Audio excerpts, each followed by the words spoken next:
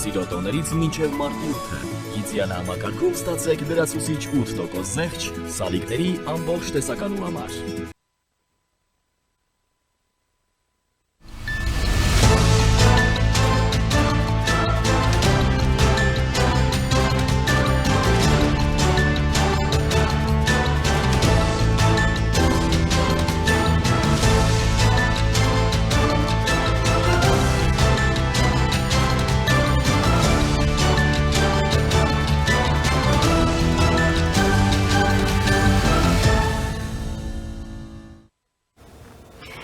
Դուբայի և Աբու Դաբի պայթյունները ցույց տվեցին, որ անգամ ամենաբարձր և ամենաապահով երկնեքերերում հնարավոր չէ թաքնվել պատերազմից։ Բարև ձեզ, եթերում նյուանսներն են և օնլայն տեսակապով մենք կզրուցենք այսօր Արաբական Միացյալ Էմիրություններում միացել է մեզ միջազգայնագետ հրապարակախոս Տիգրան Գաբոյանը։ Բարև ձեզ, պարոն Գաբոյան, ինչպես է լսվում, դուք եթերում եք։ Բարև, այո, բարև։ Մենք տեսնում ենք, որ մերձավոր արևելքում իրավիճակը այնպես է սրվել արդեն, որ դիվանագիտական այդ ձևակերպումները, հայտարարությունները դրանց փոխարինելու են եկել արդեն բացահայտ կոչերը։ Դոնալդ Թրամփը հայտարարում է եւ դիմում է ուժայիներին, որ հորդորում է վայր դնել նրանց զենքը, խոստանալով լիակատար անձեռնմխելիություն եւ ակնարկելով Իրանի հաջորդ առաջնորդի ընտրությանը միջամտելու մասին։ Ըստ ձեզ սա ավելի շատ այսպիսի հայտարարության մակարդակ է, մեսիջը հոգեբանական գրոհ է, թե իսկապես Իրանի ներսում կա նախադրյալներ այս պահին հեղաշրջման կամ համակարգի փլուզման համար։ Ինչ են մտածում այս առումով հենց Միացյալ Էմիրություններում, որ ինչպես գիտենք զարկերակն է մերձավոր արևելքի։ Հիմա ինչպես բոլորս գիտենք, Իրանը ամբողջադիրական տոտալիտարական ռեժիմ համակարգ է եւ վարչակարգ է ավելի ճիշտ է, եւ այդտեղ շատ դերակատվությունը, անշուշտ պետություններ ունեցած դերակատվությունները ուրիշ են։ Երեք դասակարգի դերակատվություն կա աշխարհի մեջ, ինչպես բոլորս գիտենք, պետական քաղաքնի եւ երկրորդը ինտերնետ համացանցային կամ social media գոչված, որում մեջ կներառվի ռազմական մեդիան, երրորդնաբար ժողովրդական կամ ժողովրդային այսպես ասած փոխադարձ լուրերն են, շրջանառության մեջ եղած խոսակցությունները եւ այլն եւ այլն։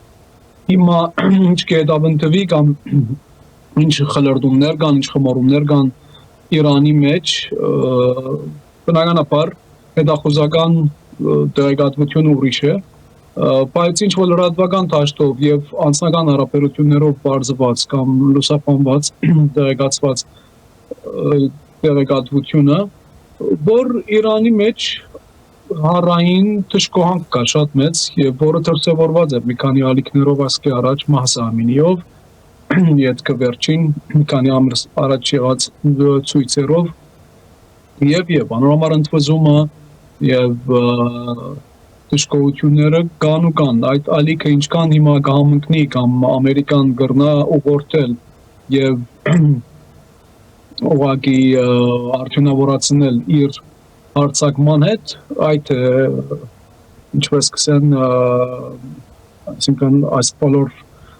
անցուդարձին քաղաքնիկը կամ պարոլան կամ քաղաքնապարը։ Այո, արտաքին գործերի նախարար Արարատ Միրզոյանը հեռախոսազրույցներ է ունեցել Էմիրությունների եւ Բահրեյնի իր գործընկերների հետ, ըստ ձեզ ինչ նյուանս կա թաքնված այս զանգերի ետևում, կարող ենք ենթադրել, որ Հայաստանը որոշակիորեն փորձում է հենց ծոցի երկրների միջոցով լրացուցիչ անվտանգային երաշխիքներ կամ լոգիստիկ երաշխիքներ ստանալ, եթե հանկարծ Իրանի այս սահմանը դառնա անկայուն։ Չեմ կարծեր ծոցի երկրները ինքնին իրենք անվտանգային եւ իրենց խոցելիության աստիճանը բացահայտվեցավ, որ այդքան էլ կայուն չէր եւ ինչքան դաստամյակներ է վել, որ զգուշացումներ կային, որ առաջին բռնգումով ծոցի եւ Իրանի հետ ունեցած ակասությունները ճուր երես պիտի կան եւ առաջին Իրանը պիտի ռմբակոծե ծոցի երկրները եւ այդպես էլ կդարվեցավ, այսինքն մեծ գրահում կամ հագարակ կանխատեսումներում չեղավարցը Իրանը ինչու միշտ այդպես արտահայտված է եւ միշտ գուզե որ իր թիրախը լանձոցի երկրները շատ հանգամանքներ կան, այստեղ վերլուծությունը երկարի, եթե ես չճարաշահեմ ժամանակից, բայց Հայաստանի անվտանգությունը ծոցի երկրներեն շատ չանցնի իր, ծոցի երկրներու հետ արաբական ընդհանուր աշխարհի հետ մեր ունեցած Հայաստանի ունեցած հարաբերությունները միշտ լավ եղած են, հակառակ Արցախյան պատերազմին պարտություններուն եւ ագասություններուն եւ իսլամական կորձոնին եւ այլն կգարձեմ ամենս կարծիքով պրոտոկոլային խոսակցություններ են արտաքին գործ նախարարներու միջև եւ փոխադարձ այսպես մտահոգություններու ընդհանուր դերեկություններու փոխանցումներ են եւ համադրումներու չանկեր բայց այդտեղ այլևս նույնիսկ շրջանային մեծ դերությունները ներիք չունին ինչպես Թուրքիան ինչպես Սաուդիան նույնիսկ Եգիպտոսը ընդհանուր նախաձեռնության արդեն պատերազմական վիճակ է դիվանագիտությունը լրած է այստեղ ընդհանուր նախաձեռնությունը եւ հարցերու մեղմացումը կամ մակլցումը կախված են նախ եւ առաջ ամերիկյան իսրայելյան եւ երկրորդ անշուշտ բնականաբար Իրանեն Ձեր կարծիքով ինչու՞մն էր այդ ծոցի երկրների խոցելիությունը նշեցիք որ Իրանի հարվածները բացահայտեցին այդ Աքիլեսյան գարշապարները ընդունված էր կարծել որ հենց Միացյալ Արաբական Էմիրությունները Բահրեյնը Կաթարը եւ Սաուդյան Արաբիան հարուստ այսպիսի կայացած երկրներ են ապահով ու բոլորը հիմնականում ինչպես գիտենք ձգտում էին այնտեղ նաեւ տարբեր վիզաներով ոսկե վիզաներով էին ձգտում այնտեղ որպես կայուն ապահով այսպիսի մի տարածքներ Ինչն էր պատճառը, որն էր այն սխալը, որն էր որ այդ բացահայտեցին այդ խոցելիության հիմքում ինչն էր ձեզ։ Ինքնին արաբական ծոցի երկրներուն անվտանգային համագարկը ամերիկյան էր։ Հետո համադրումներ եղան Իսրայելի հետ, այսինքն ամերիկան էր երաշխավորը, մանավանդ Սովետ միության կայքայումեն վերջ, կայքայումենը նույնիսկ առաջ իրենք հիմնական Ամերիկայի դաշնակից եղած են, բայց մանավանդ Սովետ միությանն կայքայումեն վերջ եւ Քուվեյթի ազատագրումն վերջ որ Իրաքի ներխուժումը յետ մղեց ամերիկյան զորքերով հետո Իրաքի գրավում Ամերիկայով ընդհանուր ծոցի դարածքաշրջանը ամերիկյան հովանավորության դա կանցավ 100%, այսինքն այդ մանուվրները կամ հադուկենտ ունեցած դիվանագիտական կամ պրոտոկոլային գաբերը նույնիսկ Իրանի հետ կամ Ռուսիայի հետ կամ Չինաստանի հետ արևելական լճերական տնտեսական ոչ մեկ բան չփոխեց այդ համագարկին ինքնին ծոցի երկրներու այսպես կոչված անվտանգային հոգեբանական ճարտարագիտությունը ավելի մեղմ է եւ ավելի խաղաղասեր է ծոցի երկրները ինչքան ալ օրինակ Սաուդիան խառնվեցավ Բահրեյնի մեջ կամ Եմենի մեջ բայց իրենք ավելի խաղաղական ոճի երկրներ են եւ իրենց ծագումը տնտեսական այդ խաղաղական վիճակներով պայմանավորված էր ծոցի երկիրները անշուշտ ամեն ինչ պարտադականի արաբերականի նայվածքով պետք է նայենք միջին արևելքը եթե Սուրիան եւ Իրաքը եւ Լիբանանը եւ նույնիսկ Եգիպտոսը եւ Հորդանանը միշտ ու միշտ խնդիրներու խստություններու եւ հակամարտություններու պատերազմներու նույնիսկ քաղաքացիական Ետրոնը եղած են, միջածոցի երկիրները այդպես չէին, ավելի արաբական, այսպես կոչված խաղաղական մասներ միշտ։ Եվ անոր կոմարվեցավ գազը, նավթը, եւ անշուշտ արևմտյան եւ ամերիկյան հովանավորչությունը եւ համադրումները, որը ինչպես որս իսրայելյանի վերածվեցավ, այս բոլորը դվավ իրենց կադարյալ համադրումը չագերդված, պարկապաճման ապահովելու իմաստով եւ իրենց բանակային, զինվորական, ռազմական բոլոր կարողությունները եւ համադրումները անշուշտ ամերիկյան էին։ Նոր համար խոցելիության աստիճանի երևումը սպասելի էր։ Այստեղ գրնանք հարցականի տակ առնել Ամերիկայի պաշտպանության աստիճան, իրենց պաշտպանության աստիճանը, բայց նկատի առած, որ այսպիսի մասշտաբային հարձակումը Իրանին քիչ հարաբերաբար հասկանալի կդառնա իրավիճակը։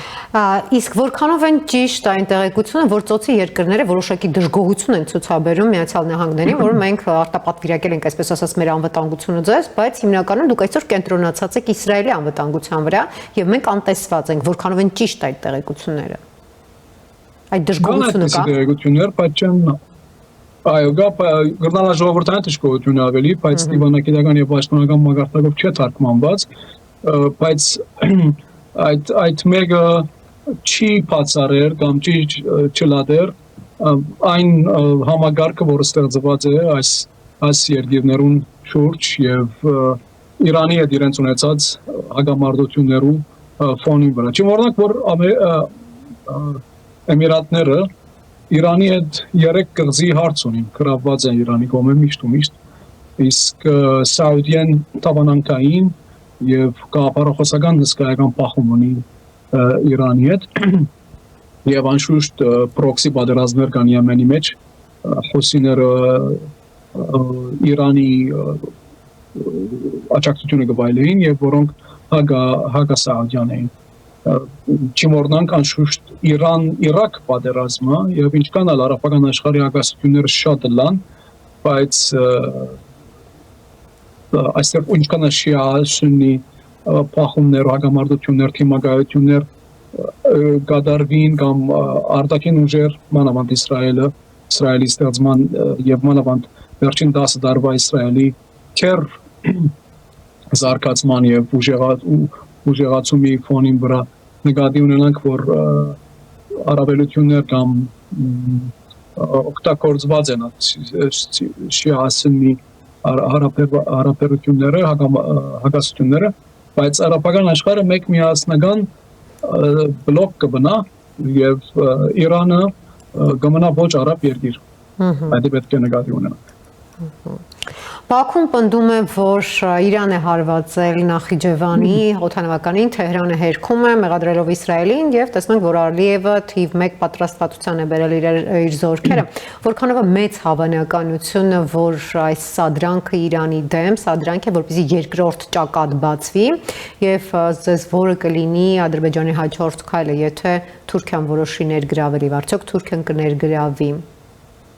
Մենք տեսնում ենք, որ Շուշիի այդ համաձայնագրի մասին փոխօգնության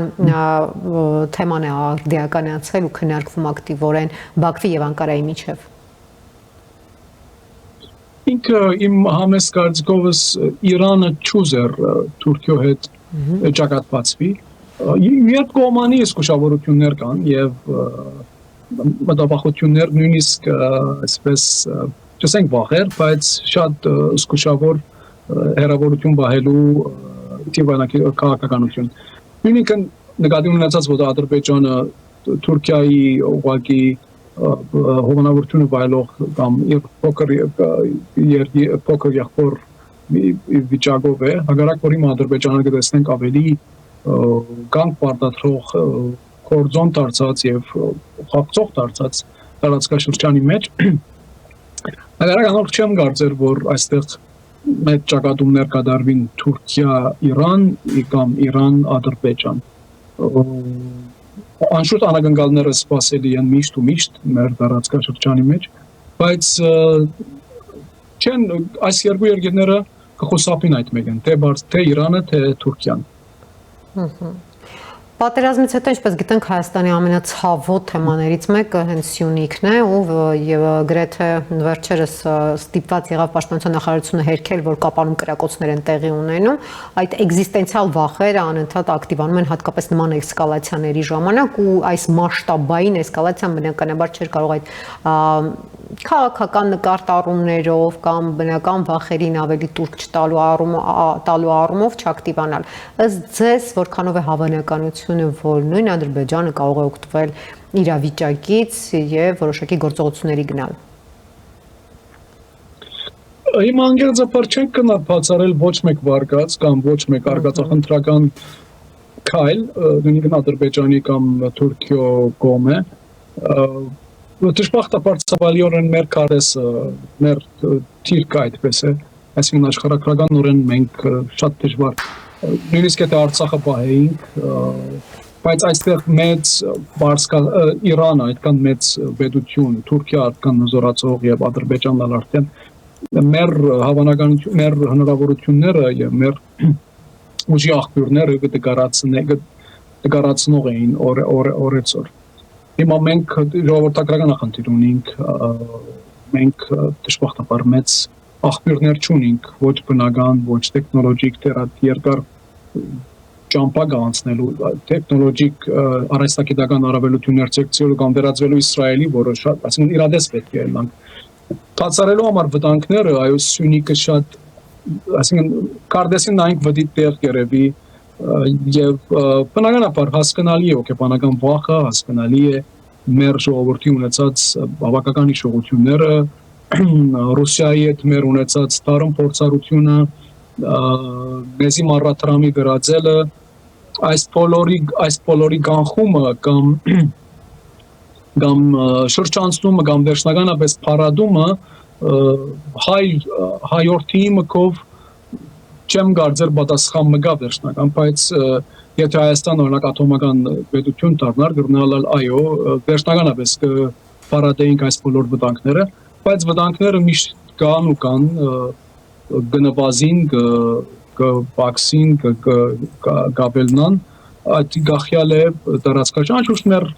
մեր ուժականութենն շատ բան գախյալ է, դժբախտաբար շատ ժամանակ չունեինք մենք թեփքերը շատ արագ կզարգանան Ռուսիա-Ուկրաինա պատերազմը հիմա Իսրայել եւ Իրան պատերազմը առաջալ Իսրայել եւ Համաս նույնիսկ Հեզբոլլահ բոլորը մեր վրան շատ այսինքն բարակտելով կամ երբեմն ուշքնորեն կապված են մեր հետ Անորոշ ոչ մեկը կարծեմ ամենստապար չի գրնար վերջնականապես ինչ պետք է անենք որ վերջնականապես վտանգը հեռացնենք կամ վտանգի չլատման կամ մարման կամ բացառման պատասխան բնականաբար չի կա բայց հեռացման այո ծևերը կան այսինքն դիվանագիտությունն է ներկայիս եւ խուսափիլն է որևէ